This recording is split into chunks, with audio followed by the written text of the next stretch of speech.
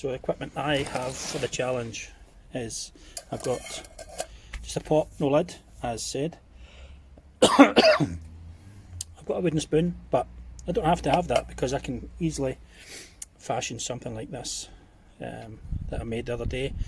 And I tend not to just throw them away once I've made them. I'll use them again, and then eventually once they dry out, they can be used as firewood as well. So yeah, just making the most of what you've got. Also as well, I'm going to utilise my little fork that I made yesterday as well. So I've got my flask of water. I've got this little kit, but I'll get more into detail. That's just my fire starting kit, but I'll kind of show you that in more detail. I have my bushcraft knife, so it's quite a heavy one, so it can process wood nice and easily, and it can also prep food and veg. I have this little stove here, which as you can see folds up. If I can get it eventually. Folds up nice and neat. It's very, very light. I think that was about £4 or something, £3 or £4. Really cheap, just really cool. I use it a lot, as you can probably see. Yeah, and that's it, apart from the ingredients, which I'll just show you through in a wee minute. Yeah, the other thing I forgot was a chopping board, so I've just taken one out the house. I would tend to just, a lot of the time, take a bit of wood if it's just for the day. I also have a really light plastic one, which I'm not actually that keen to take plastic out, but it's good for, because it's really light, really slim, and it's nice and easy to carry and transport. But the challenge is a wooden one, so there's a wooden one there. So just very quickly what to happen here, I have some buck's bark. This is my preferred method of fire starting. I have some twine, make sure that doesn't blow away. There's some twine, there's some shavings, wood shavings. I carry a lighter, some pine resin, little fire steel. That one's kind of well worn, and normally I've got some buck's bark there as well. But normally what I would have as well is a little tea light, but I need to replace it because I used it through the week there, so I just need to put a wee tea light that's normally in this little fire starting kit as well.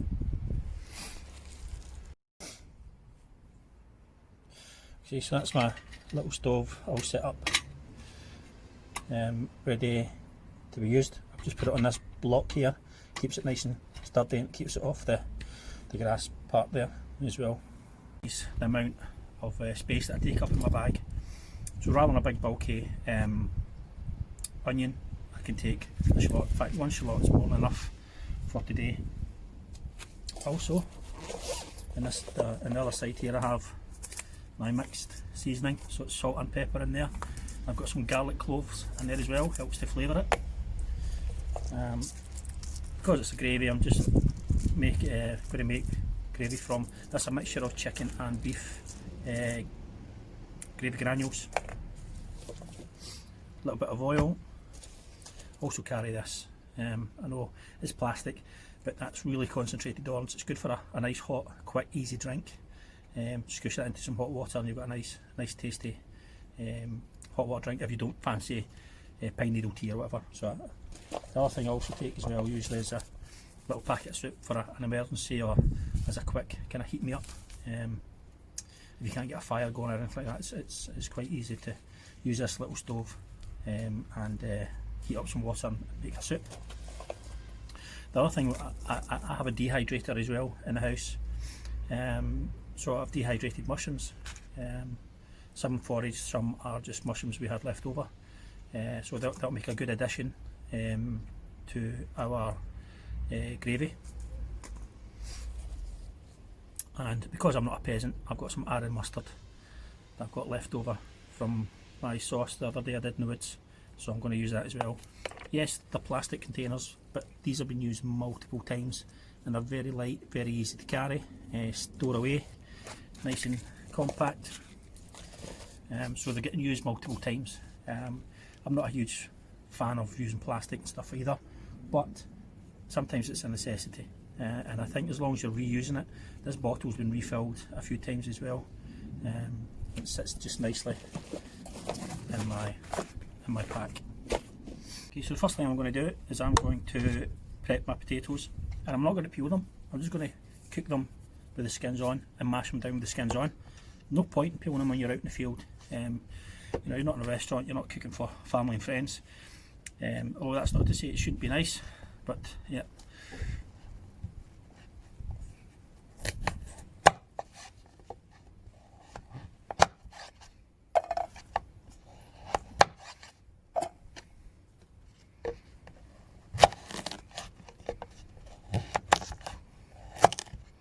And this knife is not the best for food prep, but it's very good for fire processing firewood, and it'll do a job as far as food prep. It's not very, doesn't offer you much finesse, but it certainly works. So if I've got one knife to take, I would tend to take this one.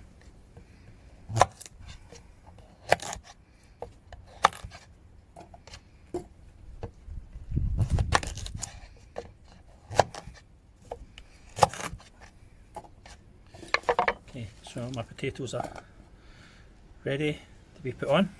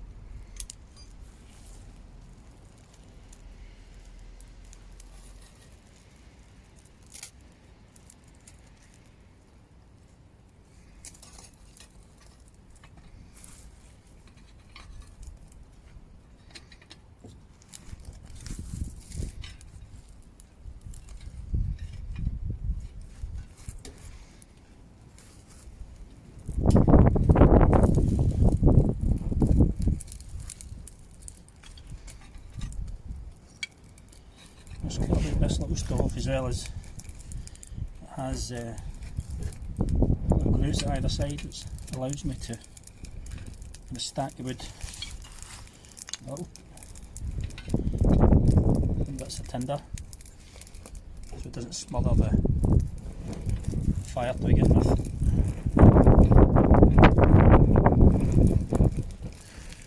My garden's a bit like a wind tunnel, I'm afraid. Let's protect this.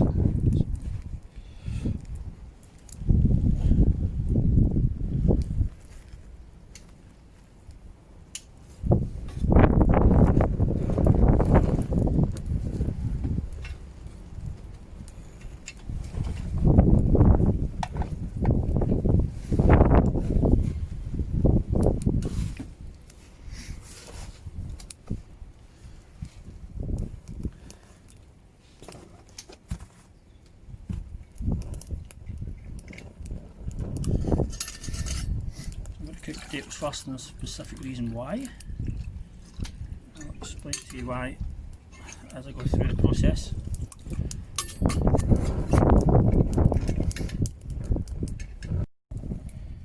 So potatoes are on. I'm just going to a bit of salt, pepper in there. It's starting to warm up nicely. I'm going to keep the water and the potatoes there, keeps the potatoes hot. I'm also going to use the water to make the gravy. So I'll get on to doing the sausages.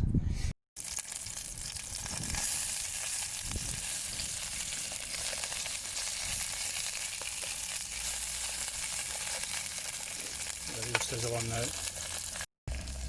So I should have shown you before I put the shallots in, but all that lovely brown residue at the bottom of the pot from cooking the sausages.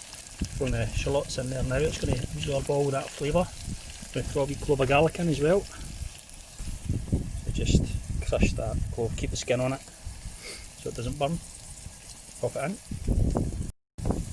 Now in with some dried mushrooms.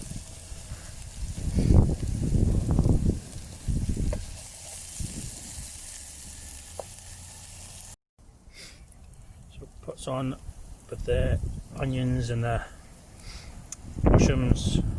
I'm going to put the browner mix in. Now I'm going to use the hot water from the potatoes in there.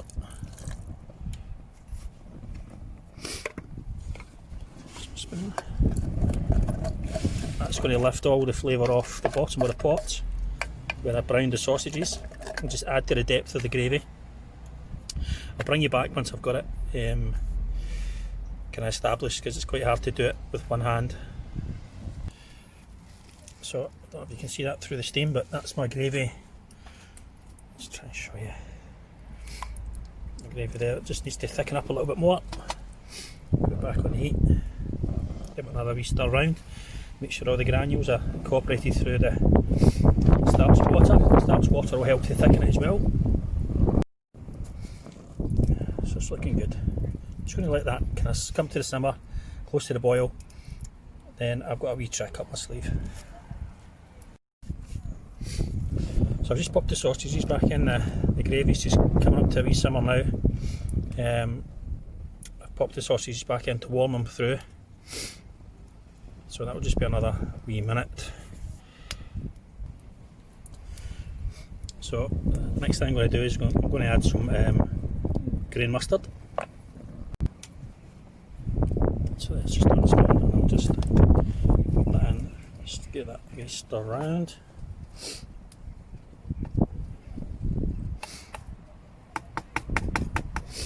So we're not peasants, you know. So now the trick is, I pop the sausages, that feel pretty much cooked actually, into my flask that I carry the water in.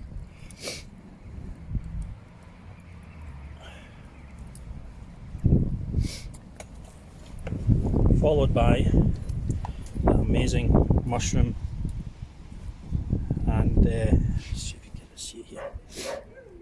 Mushroom and Aaron grey mustard gravy. So that will just go straight in the pot, or in the flask I should say. Tap, and then lid on.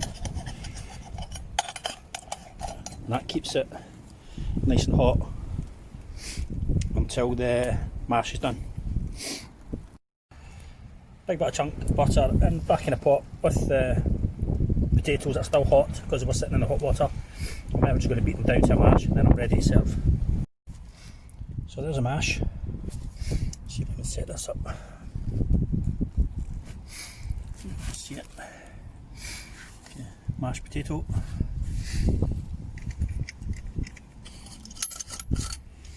With piping hot gravy.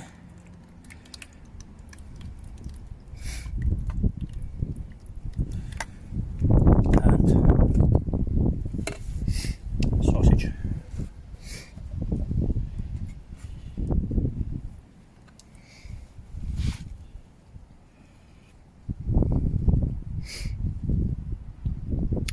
I'm going to tuck into that.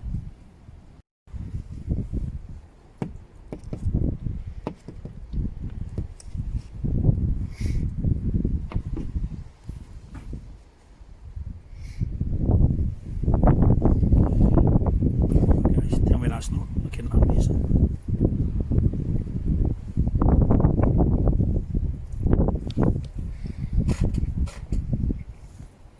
Tastes amazing.